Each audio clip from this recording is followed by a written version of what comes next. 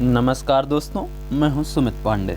दोस्तों, जैसा कि आपको पता है कि आने वाले समय में आपकी आरआरबी, एनटीपीसी, सीबीटी 2 की परीक्षा है, रेलवे ग्रुप डी की परीक्षा है, एसएससी के कई सारे एग्ज़ाम्स हैं, क्योंकि एसएससी ने अभी हाल ही में अपना कैलेंडर जारी कर दिया था।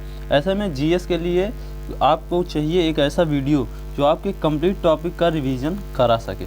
तो दोस्तों, मैं आपके लिए ऐसे ही वीडियोस लेकर के आता रहता हूं। अभी तक मैंने आपको प्राचीन इतिहास यानी एंशिएंट हिस्ट्री और मेडिवल हिस्ट्री दोनों को संपूर्ण करा दिया है, पूरा करा दिया है। आप उसका वीडियो हमारे चैनल में पा सकते हैं और मैंने एक प्लेलिस्ट बना दी है। प्लेलिस्ट में आप कौन कौन सा है सबको आप पा सकते हैं। तो इस वीडियो में दोस्तों मैं शुरू कर रहा हूँ आधुनिक इतिहास। आधुनिक इतिहास में हम देखेंगे भारत में यूरोपियों का आगमन, मराठों का उदय एवं विकास और स्वतंत्र राष्ट्र जो कि मैसूर, बंगाल, पंजाब थे। तो दोस्तों चलिए शुरू करते हैं। उससे पहले शुरू करने से पहले दोस्तों मैं आपको बता दूं कि अगर आपको इसका पीडीएफ चाहिए तो आप हमारे टेलीग्राम चैनल को भी ज्वाइन कर सकते हैं। टेलीग्राम चैनल का लिंक मैं आपको डिस्क्रिप्शन में दे दूंगा। तो चलिए दोस्तों शुरू करते हैं। आधुनिक इतिहास का पहला पार्ट और पहला प्रश्न देखते हैं कहाँ से। तो आधुनिक इतिहास शुरू होता है भारत में यूरोपीय कंपनियों के आगमन से। तो चलिए दोस्तों देखते हैं पहला प्रश्न क्या है। गोवा पर पुर्तगालियों द्वारा किस वर्ष कब्जा कर लिया गया था? गोवा पर पुर्तगालियों द्वारा किस वर्ष कब्जा कर लिया गया था? तो इसका ऑप्शन सी सही उत्तर हो जाएगा कि 1510 में पुर्तगालियों ने एक स्थानीय सहयोगी तिमैया की मदद से सत्तारूढ़ बीजापुर के सुल्तान यूसुफ आदिल शाह को पराजित किया और गोवा में एक अस्थायी राज्य की स्थापना की। 19 दिसंबर 1961 को भारतीय सेना ने गोवा तथा दमन एवं दीव को भारतीय संघ में विलय के लिए सैन्य अभियान शुरू किया, जिसके परिणाम स्वरूप गोवा तथा दमन एवं दीव भारत के संघ शासित क्षेत्र बन गए। किंतु 30 मई 1987 को दमन दीव से अलग होकर के गोवा को 25वां राज्य बनाया गया। तो दोस्तों गोवा जो है वो स्वतंत्र होने वाला आखिरी राज्य भी माना जाता है। तो पुर्तगालियों ने कब कब्जा कर लिया था? 1510 ईस्वी में। अकबर का शासनकाल ही बीता था। अकबर का शासनकाल के दौरान ही गोवा पर पुर्तगालियों ने कब्जा कर लिया था। सॉरी दोस्तों, अकबर का नहीं, ये शुरू था आपका कि बाबर से पहले की बात है। सॉरी। अगला प्रश्न देखते हैं। कब इंग्लैंड की रानी को भारत की महारानी घोषित किया गया था? कब इंग्लैंड की रानी को भारत की महारानी घोषित किया गया था? तो 1877 को। 1857 के विद्रोह के बाद ये इंग्लैंड में काफ़ी परिवर्तन हुए भारत को लेकर के। उन्हीं में से एक परिवर्तन था कि महारानी को घोषित कर दिया गया था इंग्लैंड की रानी को।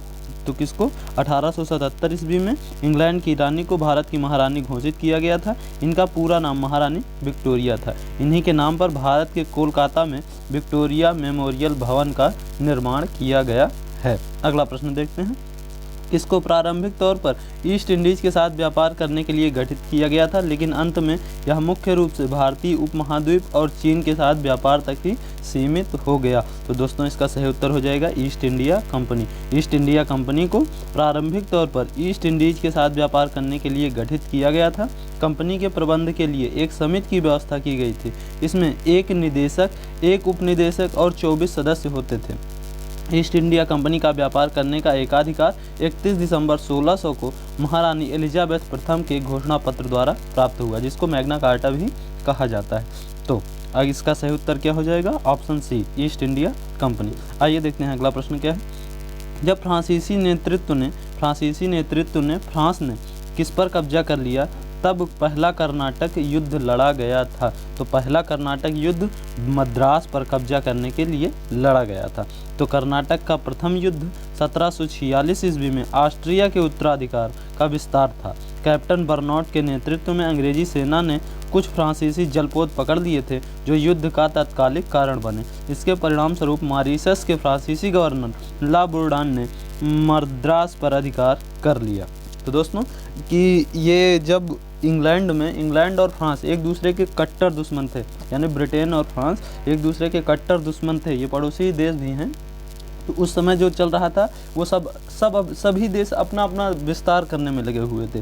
तो फ्रांस ने भारत पर कब्जा करने की कोशिश की, तो उसी के विरोध में अंग्रेज़ों द्वारा लड़ाई छेड़ दी गई। तो मद्रास पर कब्जा करने की कोशिश करने के लिए कर्नाटक का पहला युद्ध लड़ा गया था। देखते हैं अगला प्रश्न क्या है। प्रश्न संख्या 5 इसी के आधुनिक इतिहास का। तो दोस्तों प्रश्न संख्या 5 है कि ईस्ट इंडिया कंपनी को 31 दिसंबर को एलिजाबेथ द्वारा प्रथम अंग्रेजी रॉयल चार्टर दिया गया था। कब दिया गया था? तो इसका सही उत्तर हो जाएगा 1600 में।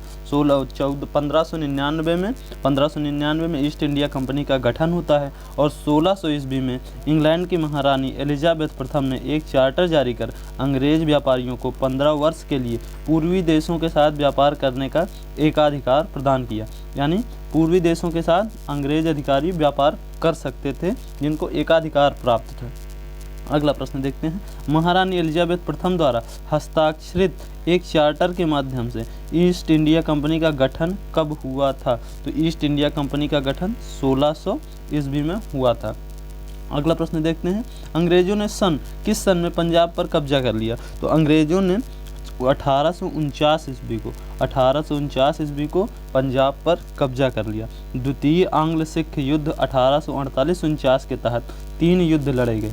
गुजरात का युद्ध 21 फरवरी 1849 को लड़ा गया।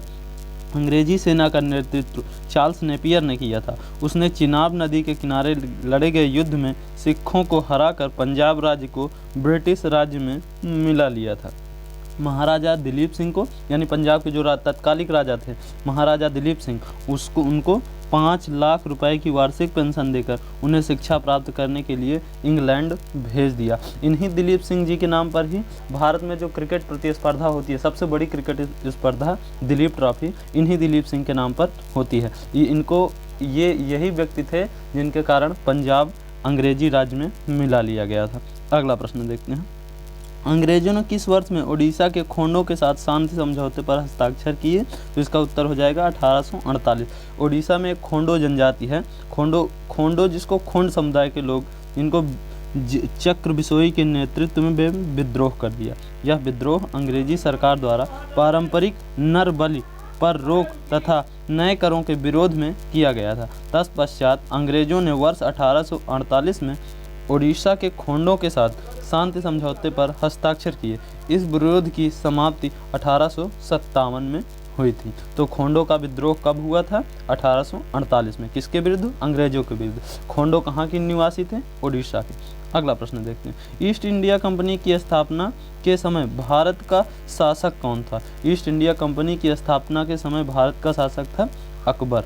ईस्ट इंडिया कंपनी की स्थापना के समय भारत का शासक अकबर था। तो दोस्तों भारत आई यूरोपीय कंपनियों में अंग्रेज सर्वाधिक सफल रहे। अंग्रेजों ने अपनी पूर्व व्यापारिक गतिविधियों के लिए ब्रिटिश ईस्ट इंडिया नामक कंपनी बनाई, जिसकी स्थापना 1599 में। तो ब्रिटिश ईस्ट इंडिया कंपनी, इसकी स्थापना 1599 में हुई थी और 1600 में ब्रिटेन की महारानी एलिजाबेथ प्रथम ने ईस्ट इंडिया कंपनी को पूर्वी एवं दक्षिण पूर्वी भारत के साथ व्यापार करने के लिए 15 वर्षों का अधिकार पत्र दिया था। उस समय मुगल काल का सम्राट कौन था? अकबर था। भारत का सम्राट कौन था? अकबर। अगला प्रश्न देखते हैं। भारत में फोर्ट विलियम किस नदी के किनारे स्थित है? भारत में फोर्ट विलियम कलकत्ता में है और यह हुगली नदी के किनारे स्थित है। भारत में फोर्ट विलियम कलकत्ता में हुगली नदी के किनारे बना एक किला है। इस किले का निर्माण 1781 में हुआ था। इसके प्रथम प्रेसिडेंट चार्ल्स आयर थे। लॉर्ड वेलेस्ली के समय में इस किले में भारतीय नागरिक सेवा में भर्ती हुए युवकों को प्रशिक्षित यानी ट्रेनिंग दी जाती थी। तो हुगली नदी के किनारे कौन सा किला है? फोर्ट विलियम किला स्थित है। तो दोस्तों देखते हैं अगला प्रश्न क्या है। 1505 में भारत के पहले पुर्तगाली वायसराय द्वारा किस किले का निर्माण किया गया था? भारत के पहले पुर्तगाली वायसराय द्वारा किस किले का निर्माण किया गया था? तो Saint Angelo Fort. Option A इसका सही उत्तर हो जाएगा। सेंट एंजेलो फोर्ट केरल के कुन्नूर नगर में स्थित है। इसका निर्माण 1505 ईस्वी में पुर्तगाली वायसराय फ्रांसिस्को डी अल्मीडा के द्वारा करवाया गया था। तो 1505 में पुर्तगाली वायसराय द्वारा किसका निर्माण किया गया था? सेंट एंजेलो फोर्ट का निर्माण किया गया था। यह कहाँ पर स्थित है? केरल के कुन्नूर में स्थित है। अगला प्रश्न देखते हैं। भारत में अपने नियंत्रण को बढ़ाने हेतु ब्रिटिश और भारतीयों के बीच कई युद्ध लड़े गए, परंतु निम्नलिखित में से उस युद्ध जो उसमें शामिल नहीं था, जो उत्तराधिकार यानी विस्तारवाद की नीति के लिए नहीं लड़ा गया था, वो कौन सा युद्ध था? वो युद्ध था एंग्लो बांग्ला युद्ध। एंग्लो बांग्ला युद्ध भारत में अपने नियंत्रण को बढ़ाने हेतु ब्रिटिश और भारतीयों के बीच कई युद्ध लड़े गए थे, परंतु एंग्लो बांग्ला युद्ध इसमें शामिल नहीं था। 23 जून 1757 ईस्वी को बंगाल में प्लासी का युद्ध हुआ था, जो कि अंग्रेजों और बंगाल के नवाब सिराजुद्दौला के मध्य हुआ था, जिसमें नवाब की हार हुई थी। तो प्लासी का युद्ध लड़ा गया था विस्तारवाद की लड़ाई के लिए, लेकिन एंग्लो बांग्ला युद्ध विस्तारवाद की लड़ाई के लिए नहीं लड़ा गया था। देखते हैं अगला प्रश्न क्या है। भारत में ईस्ट इंडिया कंपनी की सत्ता जमाने से पहले भारत किससे बने मुलायम कपड़ों का निर्यात करता था? तो भारत सूती एवं रेशम के कपड़ों का निर्यात किया करता था। तो भारत में ईस्ट इंडिया कंपनी की सत्ता जमाने से पहले भारत में सूती एवं रेशम के बने मुलायम कपड़े, मसालों, मोती आदि का निर्यात होता था। अगला प्रश्न देखते हैं। अगला प्रश्न क्या है। अंग्रेजी, जिसको ब्रिटिश कहते हैं, ईस्ट इंडिया कंपनी ने खुद को भारत में किस दौरान स्थापित किया? तो ईस्ट इंडिया कंपनी ने भारत में खुद को 1600 से 1612 ईस्वी के दौरान खुद को स्थापित किया। अगला प्रश्न देखते हैं क्या है। प्रश्न संख्या 15। प्रश्न संख्या 15 है आपके सामने कि ईस्ट इंडिया कंपनी को किस नाम से भी जाना जाता था? ईस्ट इंडिया कंपनी को जॉन कंपनी के नाम से जाना जाता था। ऑप्शन 20 का सही उत्तर हो जाएगा। ईस्ट इंडिया कंपनी को जॉन कंपनी के नाम से भी जाना जाता था। 31 दिसंबर 1600 ईस्वी को इंग्लैंड की महारानी एलिजाबेथ प्रथम ने ईस्ट इंडिया कंपनी का व्यापार का अधिकार प्रदान किया था। तो जॉन कंपनी किस कंपनी को कहा जाता था? अंग्रेजी ईस्ट इंडिया कंपनी को। अगला प्रश्न देखते हैं। निम्नलिखित में से किस आंदोलन ने गोवा में पुर्तगालियों को राज को समाप्त करने में महत्वपूर्ण भूमिका निभाई थी? किस आंदोलन ने? तो गोवा मुक्ति आंदोलन 1961 में हुआ था और इसी आंदोलन के जरिए पुर्तगालियों को भारत छोड़कर जाना पड़ा था। गोवा मुक्ति आंदोलन ने गोवा में पुर्तगाली राज्य को समाप्त करने में महत्वपूर्ण भूमिका निभाई थी। गोवा मुक्ति दिवस प्रतिवर्ष 19 दिसंबर को मनाया जाता है। 19 दिसंबर 1961 को भारतीय सेना ने ऑपरेशन विजय शुरू किया। गोवा, दमन दीव तथा आर्जोदोवा आइलैंड को पुर्तगालियों के शासन से मुक्त कराया गया था। अगला प्रश्न देखते हैं। 1600 ईस्वी में व्यापार चौकियों की स्थापना करने के लिए किसने ईस्ट इंडिया कंपनी को अधिकार दिया था? तो इसका उत्तर हो जाएगा महारानी एलिजाबेथ प्रथम। 31 दिसंबर 1600 ईस्वी में भारत में व्यापार चौकियों की स्थापना के लिए महारानी एलिजाबेथ प्रथम ने ईस्ट इंडिया कंपनी को अधिकार प्रदान किया था। अगला प्रश्न देखते हैं। वास्को डी गामा भारत कब आया? वास्को डी गामा भारत कब आया? 1498 ईस्वी में। वास्को डी गामा 17 मई 1498 ईस्वी को भारत के पश्चिमी तट पर स्थित कालीकट बंदरगाह पहुंचा तथा भारत एवं यूरोप के बीच नए समुद्री मार्ग की खोज भी की। तो समुद्री रास्ते से वास्को डी गामा कब भारत आया? 1498 ईस्वी में। अगला प्रश्न देखते हैं। वास्को डी गामा किसमें समुद्र के रास्ते भारत के पहला कदम रखने वाला यूरोपीय था? यानी समुद्र के रास्ते आने वाला पहला यूरोपीय कौन था? Vasco D gamma. यह कब भारत आया था? 1498 ईस्वी। ऑप्शन सी इसका सही उत्तर हो जाएगा। अगला प्रश्न है। स्वतंत्रता से पूर्व निम्नलिखित में से कौन सी एक फ्रांसीसी कॉलोनी नहीं थी? आइए देखते हैं कौन सी फ्रांसीसी कॉलोनी नहीं थी। पुडुचेरी थी, पटना ये नहीं थी, पटना फ्रांसीसी कॉलोनी नहीं थी, और गोवा भी फ्रांसीसी कॉलोनी नहीं थी। आइए देखते हैं इसका डिस्क्रिप्शन क्या है। स्वतंत्रता से पूर्व फ्रांसीसियों ने सूरत, पांडिचेरी, मसूलीपट्टनम तथा चंद्रनगर में व्यापारिक कोठियां स्थापित की थी, जबकि माहे, कराईकल तथा यनम पर युद्ध द्वारा अधिकार कर लिया था। अतः उपयुक्त विकल्पों में गोवा तथा पटना, हाँ सही है, गोवा तथा पटना दोनों ही नहीं था। गोवा तथा पटना दोनों ही जगहों पर स्वतंत्रता कॉलोनियाँ नहीं थी, जिसके फलस्वरूप दोनों विकल्प सही हैं, यानी बी और डी दोनों विकल्प सही है। इसी कारण आरआरबी ने इस प्रश्न को मूल्यांकन से बाहर कर दिया था। अगला प्रश्न देखते हैं। पुर्तगाली व्यापारी गोवा की भूमि पर पहली बार किस सदी में आए? पुर्तगाली व्यापारी गोवा की भूमि पर पहली बार किस सदी में आए? 16वीं सदी में आए। देखो 15वीं सदी के बिल्कुल आखिरी में, यानी 1498 में 1498 में ये लोग आ तो गए थे, लेकिन व्यापारी जो थे वो 16वीं शताब्दी यानी 1500 कुछ में पहली बार आए थे। देखो क्या है इसका डिस्क्रिप्शन। 1502 में वास्को डी गामा दूसरी बार भारत आया। 1503 ईस्वी में पुर्तगालियों ने कोचीन से पहला व्यापारिक कोठी स्थापित की। व्यापारिक संबंधों की स्थापना हो जाने के बाद भारत के कालीकट, कुन्नूर और कोचीन प्रमुख पुर्तगाली केंद्रों के रूप में उभरे।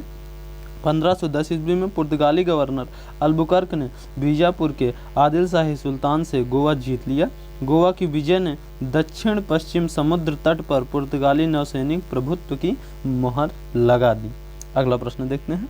यूरोपीय व्यापारी 1498 ईस्वी में पुर्तगाली अन्वेषक वास्को डी गामा के आगमन के साथ पहले भारतीय तटों पर किस शहर के नज़दीक पहुंचे थे? वो किस तट पर पहुंचे थे? वो वास्को डी गामा जो था वो कालीकट बंदरगाह पर पहली बार पहुंचा था। ऑप्शन डी इसका सही उत्तर हो जाएगा। यूरोपीय व्यापारी वास्को डी गामा 1498 में कालीकट पहुंचा। वहां के राजा जमोरिन ने उसका स्वागत किया तथा उसे मसाले, जड़ी बूटियां इत्यादि ले जाने की आज्ञा प्रदान की। अगला प्रश्न। फ्रांसीसी खोजकर्ता वास्को डी गामा पहली बार समुद्र के रास्ते भारत में कहाँ उतरा था? भारत में वो कप्पक डापू जो कि केरल में है वहीं पर उतरा था। पुर्तगाली अन्वेषक वास्को डी गामा 17 मई 1498 ईस्वी को कालीकट बंदरगाह पर कप्पक डापू केरल नामक स्थान पर उतरा था। अगला प्रश्न देखते हैं। पुर्तगालियों द्वारा वर्ष 1662 में इंग्लैंड के राजा चार्ल्स द्वितीय को पुर्तगाल के राजा की बहन की शादी करने पर दहेज के रूप में किस भारतीय शहर को उपहार में दिया गया था? तो दोस्तों इसका सही उत्तर हो जाएगा बम्बई। बम्बई को पुर्तगालियों द्वारा अंग्रेजों को उपहार दिया गया था। मुंबई 7 द्वीपों से घिरा एक द्वीप समूह है जिसे 1534 ईस्वी में पुर्तगालियों ने गुजरात के बहादुर शाह से छीना था। पुर्तगालियों ने वर्ष 1661 ईस्वी में इंग्लैंड के राजा चार्ल्स द्वितीय तथा पुर्तगाल की राजकुमारी कैथरीन डी ब्रागांजा के विवाह के अवसर पर दहेज स्वरूप मुंबई को चार्ल्स द्वितीय को भेंट कर दिया था। अगला प्रश्न देखते हैं क्या है। भारत में अंग्रेजों द्वारा निर्मित पहला किला कौन सा था? अंग्रेजों द्वारा निर्मित पहला किला कौन सा था? तो इसका उत्तर हो जाएगा Saint Fort George. Option A इसका सही उत्तर हो जाएगा। आइए देखते हैं इसका डिस्क्रिप्शन क्या है दोस्तों। इसका डिस्क्रिप्शन देखते हैं क्या है। ऑप्शन ए भारत में अंग्रेजों द्वारा निर्मित पहला किला फोर्ट सेंट जॉर्ज था। इसकी स्थापना 1640 ईस्वी में ब्रिटिश ईस्ट इंडिया कंपनी के कर्मचारी फ्रांसिस डी ने मद्रास में करवाई थी। इस किले को व्हाइट टाउन के नाम से भी जाना जाता है। अगला प्रश्न है केप ऑफ गुड होप कहाँ पर स्थित है? ये दक्षिण अफ्रीका। ऑप्शन बी इसका सही उत्तर हो जाएगा। केप ऑफ गुड होप उत्तमासा अंतरीप भी कहा जाता है। यह दक्षिण अफ्रीका के पश्चिमी तट पर स्थित है। पुर्तगाली यात्री वास्को डी गामा ने उत्तमासा अंतरीप होकर ही भारत की खोज की थी। बिल्कुल ऐसा जो बना है अफ्रीका का ये उत्तमासा अंतरीप यहीं पर है। ऐसा भारत भी लगता है, भारत भी यहीं पर लगता है। तो ऐसे होते हुए यहाँ पर ठहरा था कुछ दिन, फिर उसके बाद यहाँ से भारत की यात्रा की थी। अगला प्रश्न देखते हैं। अरब व्यापारियों ने लाल सागर और भूमध्य बंदरगाहों के माध्यम से भारतीय वस्तुओं को किन देशों में भेजा? इसका उत्तर हो जाएगा ऑप्शन बी यूरोपीय देशों में भेजा था। अरब व्यापारियों ने लाल सागर तथा भूमध्य सागर के बंदरगाहों के माध्यम से भारतीय वस्तुओं को यूरोप में व्यापार किया करते थे। 1498 ईस्वी में पुर्तगाली नाविक वास्को डी गामा ने भारत के समुद्री मार्ग की खोज की। 1869 ईस्वी में स्वेज नहर का निर्माण किया गया जो लाल सागर तथा भूमध्य सागर को जोड़ता था। इस नहर ने भारत व यूरोप के बीच की दूरी को 7000 किलोमीटर तक घटा दिया। दोस्तों यहाँ पर ख़त्म होता है यूरोपियों का आगमन, यूरोपीय कंपनियों का आगमन। अब यहाँ से शुरू होगा मराठों का उदय एवं विकास। मराठों का उदय एवं विकास देखते हैं कि इसका पहला प्रश्न क्या था। शिवाजी ने 1660 के दशक में हमलों की श्रृंखला का नेतृत्व करने के लिए एक रणनीति और सैन्य रणनीतियों का उपयोग किया था। तो किस रणनीति का उपयोग किया था? तो शिवाजी गुरिल्ला युद्ध के लिए जाने जाते थे। शिवाजी गुरिल्ला युद्ध के लिए बहुत ही प्रख्यात थे। तो शिवाजी का जन्म पूना के निकट शिवनेरी दुर्ग में शाहजी भोसले की प्रथम पत्नी जीजाबाई के गर्भ से 1627 ईस्वी में हुआ था, जिनके आरंभिक जीवन पर उनकी माता जीजाबाई और गुरु एवं संरक्षक दादाजी कोंडदेव के व्यक्तित्व पर अत्यधिक प्रभाव पड़ा। इन्होंने मालवा प्रदेश को अपने जीवन की प्रारंभिक कार्यस्थली बनाया और 1660 ईस्वी के दशक में एक नई युद्ध शैली का जन्म दिया, जिसे गुरिल्ला रणनीति के नाम से भी जाना जाता है। आइए देखते हैं अगला प्रश्न क्या है। शिवाजी का जन्म इन निम्न में से किस किले में हुआ था? तो शिवाजी का जन्म शिवनेरी के किले में हुआ था। ऑप्शन डी इसका सही उत्तर हो जाएगा।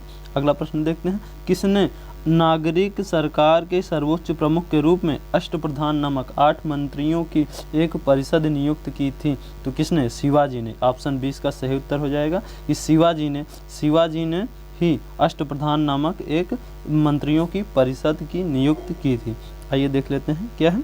शिवाजी ने शासन संबंधी कार्यों में परामर्श के लिए अष्टप्रधान नामक एक मंत्रि परिषद का निर्माण किया था, जिसमें 8 मंत्री थे। उन मंत्रियों के नाम थे पेशवा, आमत्य, वकायनवीश, चिटनीस, सुमंत, सरे नौबत, पंडित राव और न्यायाधीश।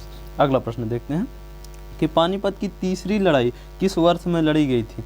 पानीपत की तीसरी लड़ाई 1761 में लड़ी गई थी। तो दोस्तों, पानीपत का प्रथम युद्ध बाबर ने लड़ा था 1526 ईस्वी में।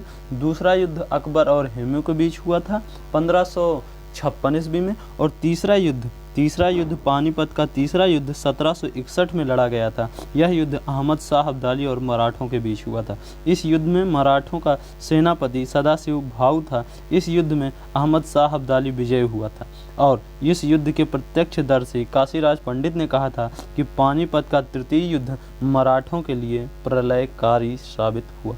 अगला प्रश्न देखते हैं। पानीपत के तीसरे युद्ध में अहमद शाह अब्दाली से किसने युद्ध किया था? अहमद शाह अब्दाली से किसने युद्ध किया था? मराठों ने। और इसमें मराठों की हार हुई थी। सालबाई की संधि पर कब हस्ताक्षर किए गए, जिसने पहला एंग्लो मराठा युद्ध को समाप्त कर दिया? तो सालबाई की संधि कब हुई थी? मई 1782 को। मई 1782 को सालबाई की पहली संधि हुई थी और इसमें ईस्ट इंडिया कंपनी और पूना दरबार के बीच ये संधि हुई थी। फरवरी 1783 ईस्वी में पेशवा की सरकार ने इसकी पुष्टि की तथा इसके फलस्वरूप 1775 ईस्वी से चला आ रहा प्रथम आंग्ल मराठा युद्ध समाप्त हो गया। तो सालबाई की संधि किसके किसके बीच हुई थी? मराठों और अंग्रेजों के बीच। कब हुई थी? 1782 ईस्वी में। अगला प्रश्न देखते हैं क्या है। मराठों ने किस सन में अहमद शाह अब्दाली से पराजित होकर के सत्ता खो दी थी? तो इसका वही उत्तर हो जाएगा 1761। पानीपत का तीसरा युद्ध 14 फरवरी 1761 को हुआ। अहमद शाह अब्दाली और मराठों के बीच हुआ, जिसमें मराठों की हार हुई। इस युद्ध को 18वीं सदी का सबसे बड़ा युद्ध माना जाता है। पानीपत का प्रथम युद्ध 1526 ईस्वी में बाबर और इब्राहिम लोदी के बीच हुआ, जिसमें बाबर विजयी हुआ। एवं द्वितीय युद्ध 1556 ईस्वी में अकबर और हुमायूं के बीच हुआ, जिसमें अकबर विजयी हुआ। अगला प्रश्न देखते हैं। बसीन की संधि पर किस वर्ष हस्ताक्षर किए गए? बसीन की संधि पर 1802 में हस्ताक्षर किए गए। ऑप्शन बी इसका सही उत्तर हो जाएगा। बेसिन की संधि पेशवा बाजीराव द्वितीय एवं अंग्रेजों के मध्य 31 दिसंबर 1802 को हुई थी। इस संधि के तहत पेशवा ने 6000 अंग्रेजी सैनिकों की एक टुकड़ी पूना में रखना स्वीकार किया था तथा गुजरात, ताप्ती तथा नर्मदा के आसपास के क्षेत्र तथा तुंगभद्रा के समीपवर्ती क्षेत्र का लगभग अधिकार कंपनी को दे दिया था। इसी के साथ ही सभी यूरोपीय लोगों को सेवा से हटाने, सूरत व बड़ौदा पर दावा खत्म करने और अंग्रेजों की सलाह से ही अन्य देशों के साथ संबंध रखने की शर्त भी पेशवा द्वारा मान ली गई थी। अगला प्रश्न देखते हैं। प्रश्न संख्या क्या है? 36। प्रश्न संख्या 36 क्या है? आइए समझते हैं। प्रश्न संख्या 36 है, महाराणा प्रताप के घोड़े का नाम क्या था। ये तो विश्व प्रसिद्ध क्वेश्चन है कि महाराणा प्रताप के घोड़े का नाम चेतक था। महाराणा प्रताप के सबसे प्रिय और प्रसिद्ध नील वर्ण मूल के घोड़े का नाम चेतक था। हल्दी घाटी 1576 के युद्ध में चेतक ने अपने अद्वितीय स्वामी भक्ति और बुद्धिमत्ता से वीरता का परिचय दिया था और ये धातव्य है कि महारानी लक्ष्मीबाई के घोड़े का नाम क्या था, बादल था। रानी लक्ष्मीबाई के घोड़े का नाम क्या था, बादल, जबकि महाराणा प्रताप के घोड़े का नाम चेतक था। आइए देखते हैं अब स्वतंत्र राष्ट्रों मैसूर, बंगाल, पंजाब और अवध से क्या क्या प्रश्न पूछे गए हैं। तो देखते हैं क्या है। प्लासी और बक्सर की लड़ाई ने किस पर अंग्रेजी शासन की स्थापना की। तो प्लासी और बक्सर की लड़ाई ने बंगाल पर अंग्रेजों का प्रभुत्व इसी के साथ हो गया था। प्लासी का युद्ध 23 जून 1757 को बंगाल के नादिया जिले में भागीरथी नदी के किनारे, जबकि बक्सर का युद्ध 22 अक्टूबर 1764 ईस्वी में बिहार में ईस्ट इंडिया कंपनी के हेक्टर मुनरो और मुगल बादशाह शाह आलम द्वितीय और नवाब शुजाउद्दौला बंगाल के नवाब मीर कासिम के बीच लड़ा गया था। तो प्लासी की लड़ाई 1757 ईस्वी, बक्सर की लड़ाई 1764 ईस्वी, यही दोनों लड़ाइयाँ इतनी प्रमुख थी कि बंगाल पर अंग्रेज़ों का कब्जा हो गया और इसी से साबित हुआ कि अंग्रेज आगे भी भारत पर राज करने वाले हैं। अगला प्रश्न देखते हैं कि प्लासी का युद्ध कब लड़ा गया था। ये 23 जून 1757 को प्लासी का युद्ध लड़ा गया था। ऑप्शन सी सही उत्तर हो जाएगा। ब्रिटिश द्वारा प्लासी युद्ध किसके नेतृत्व में लड़ा गया था। ब्रिटिशों द्वारा प्लासी का युद्ध रॉबर्ट क्लाइव के नेतृत्व में लड़ा गया था। अगला प्रश्न देखते हैं, प्लासी की लड़ाई किस नदी के तट पर हुई थी। तो प्लासी की लड़ाई भागीरथी नदी के तट पर हुई थी, बंगाल में है। अगला प्रश्न देखते हैं, मुर्शीद कुली खां के नेतृत्व ने खुद को बंगाल का नवाब घोषित कर लिया और अपनी राजधानी ढाका से हटाकर कहां पर स्थानांतरित कर दी। तो इसी ने अपनी राजधानी मुर्शीदाबाद कर दी। ढाका से हटाकर, ऑप्शन डी सही उत्तर हो जाएगा। ढाका से हटा करके मुर्शीदाबाद कर दी। किसने? मुर्शीद कुली खान ने खुद को बंगाल का नवाब घोषित किया और अपनी राजधानी को ढाका से हटाकर मुर्शीदाबाद घोषित कर दिया।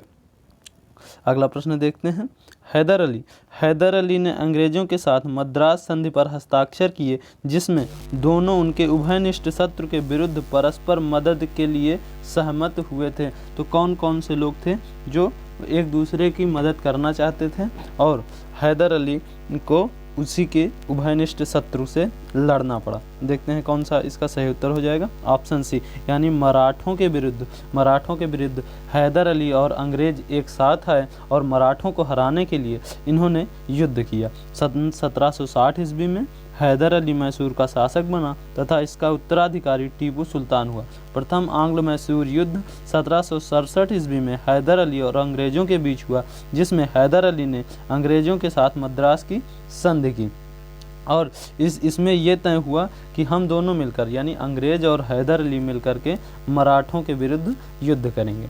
अगला प्रश्न क्या है देखते हैं, भारत की स्वतंत्रता से पहले सबसे बड़ा सामंती राज्य कौन सा था। सबसे बड़ा सामंती राज्य हैदराबाद था। भारत में स्वतंत्रता से पहले सबसे बड़ा सामंती राज्य हैदराबाद था। स्वतंत्रता पश्चात ऑपरेशन पोलो के तहत, ये कई बार प्रश्न पूछा गया है कि किस ऑपरेशन के तहत हैदराबाद को भारतीय संघ में मिलाया गया था। तो इसका उत्तर हो जाएगा ऑपरेशन पोलो के तहत हैदराबाद को सबसे बाद में मिलाया गया था। अगले देखते हैं, अगला प्रश्न क्या है, निम्नलिखित में से किस संधि के परिणाम स्वरूप तृतीय आंग्ल मैसूर युद्ध समाप्त हो गया। तो कौन सी संधि हुई थी कि तीसरा आंग्ल मैसूर युद्ध समाप्त हो गया। वो हुई थी श्रीरंगपट्टम की संधि। तृतीय आंग्ल मैसूर युद्ध 1790 ईस्वी में अंग्रेजों तथा टीपू सुल्तान के मध्य हुआ था। फ्रांसीसियों द्वारा सांठगांठ का आरोप लगाकर कॉर्नवालिस ने टीपू पर आक्रमण कर दिया और युद्ध के पहले ही कॉर्नवालिस ने निजाम और मराठों को अपनी तरफ मिला लिया था और टीपू सुल्तान को श्रीरंगपट्टनम की संधि करनी पड़ी। तो श्रीरंगपट्टनम की संधि कब हुई थी? 1792 में। किसके बीच? अंग्रेजों और टीपू सुल्तान के मध्य हुई थी। अगला प्रश्न देखते हैं, भारत के सबसे बड़े महलों में से एक है जिसे अम्बा विलास के रूप में भी जाना जाता है और यह वडियार महाराजा का निवास भी था। तो किस महल के बारे में बात की जा रही है? तो मैसूर के महल। ऑप्शन है इसका सही उत्तर हो जाएगा कि मैसूर के महल जो था वो भारत के सबसे बड़े महलों में से एक था। अम्बा विलास महल मैसूर में स्थित है। भारत के में सब स्थित सबसे बड़े महलों में से एक है। यह कृष्णराज वडियार चतुर्थ का निवास स्थान था। 1565 ईस्वी में तालीकोटा या बन्नी हल्टी के युद्ध में विजयनगर साम्राज्य के ध्वस्त होने पर वडियार वंश तिरुमल द्वारा स्थापित किया गया था। 1761 ईस्वी में हैदर अली ने मैसूर राज्य की स्थापना की थी। तो अम्बा महल कहाँ पर है? मैसूर में। यह भारत के सबसे बड़े महलों में से एक माना जाता है। अगला प्रश्न देखते हैं। प्रश्न क्या है? प्रश्न संख्या 46। प्रश्न संख्या 46 देखते हैं क्या है। टीपू सुल्तान मस्जिद कहाँ पर स्थित है? तो टीपू सुल्तान मस्जिद वो आपका कोलकाता में स्थित है। ध्यान दीजिएगा, ऑप्शन में आपको बेंगलुरु मैसूर भी दिया जाएगा, लेकिन इसका सही उत्तर होगा कोलकाता।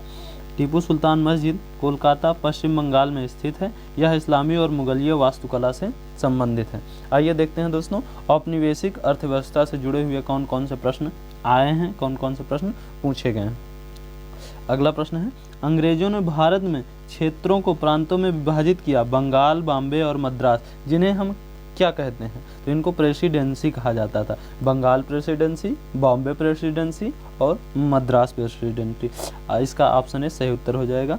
भारत के वर्तमान प्रांत जिन्हें पूर्व काल में ब्रिटिश भारत के प्रेसिडेंसी तथा कस्बे के रूप में जाना जाता था। ब्रिटिश शासनकाल के दौरान अंग्रेजों के प्रशासनिक प्रभाग थे। इसका अस्तित्व 1612 से 1947 तक रहा, जिसमें बंगाल, बिहार तथा बॉम्बे प्रेसिडेंसियां प्रमुखता से उल्लेखित हैं। अगला प्रश्न देखते हैं। सन 1853 में एक तक यातायात के लिए पहला रेल मार्ग कहां से कहां तक खोला गया था? यानी 1853 में रेल कहां से कहां तक चलाई गई थी? तो इसका उत्तर हो जाएगा बॉम्बे से ठाणे। ऑप्शन सी सही उत्तर। यातायात के लिए पहला रेल मार्ग 1853 ईस्वी में मुंबई से ठाणे के मध्य खोला गया था, जिस पर भारत का प्रथम ट्रेन 16 अप्रैल 1853 को चली। इस रेलगाड़ी को ब्रिटेन से मंगवाए गए 3 भाप इंजन, इनका नाम भी पूछता है, तो इन 3 इंजनों का नाम क्या था? सुल्तान, सिंधु, साहिब। इन्हीं 3 इंजनों ने उस रेलगाड़ी को खींचा था और इस रेलगाड़ी ने 34 किलोमीटर का सफ़र तय किया था। यानी बॉम्बे से ठाणे कितनी दूर था? लगभग 34 किलोमीटर। देखते हैं अगला प्रश्न क्या है। भारत में पहली यात्री रेलगाड़ी निम्नलिखित में से किस राज्य में शुरू की गई थी? पहली यात्री रेलगाड़ी निम्नलिखित में से किस राज्य में शुरू की गई थी? इसका उत्तर हो जाएगा महाराष्ट्र। भारत में सबसे पहले 16 अप्रैल 1853 ईस्वी को मुंबई से ठाणे के बीच पहली यात्री रेलगाड़ी चली। मुंबई से ठाणे के बीच चलने वाली प्रथम रेलगाड़ी ने 3 भाप इंजन सिंधु, सुल्तान और साहिब लगे हुए थे। अगला प्रश्न देखते हैं। स्वतंत्रता प्राप्ति से पहले भारत का सर्वप्रथम जूट मिल कहाँ पर स्थापित किया गया था? भारत का सर्वप्रथम जूट मिल बंगाल में स्थापित किया गया था। स्वतंत्रता प्राप्ति से पहले भारत का सर्वप्रथम जूट मिल सिसरा बंगाल में है स्थापित किया गया था। जूट का प्रथम कारखाना सन 1855 में स्कॉटलैंड के व्यापारी जॉर्ज ऑकलैंड ने बंगाल के श्रीरामपुर के निकट स्थापित किया गया था। इन कारखानों की संख्या 1939 में बढ़कर के 103 हो गई थी और विभाजन के बाद कुल 112 कारखानों में से 102 कारखाने भारत के हिस्से में आए, जबकि 10 कारखाने पाकिस्तान के हिस्से में गए और बाद में यही कारखाने बांग्लादेश में चले गए। अगला प्रश्न देखते हैं। तो दोस्तों यहाँ पर आपका पूरा प्रश्न खत्म हो जाता है। अभी तक मैंने आपको कुल 50 प्रश्न करवाए हैं, आधुनिक इतिहास से 50 प्रश्न करवाए हैं। अगले प्रश्न हम आपको अगले वीडियो में कराएंगे। तो दोस्तों ये वीडियो कैसा लगा अपना उत्तर कमेंट बॉक्स में ज़रूर बताइएगा। अगर वीडियो पसंद आया हो तो लाइक, शेयर, सब्सक्राइब करना ना भूलें। ये आपका चैनल है, इसको बढ़ाने में आप सहायता कीजिए। तो दोस्तों PDF आपको टेलीग्राम चैनल पर मिल जाएगा। इसका एज इट इज़ जैसा आपको ये PDF दिखाई दे रहा था, यही PDF आपको टेलीग्राम चैनल पर भी मिल जाएगा। लिंक डिस्क्रिप्शन में है, जा कर के ज्वाइन कर लें। तो दोस्तों मिलते हैं अगले भाग में, तब तक के लिए गुड बाय, टेक केयर।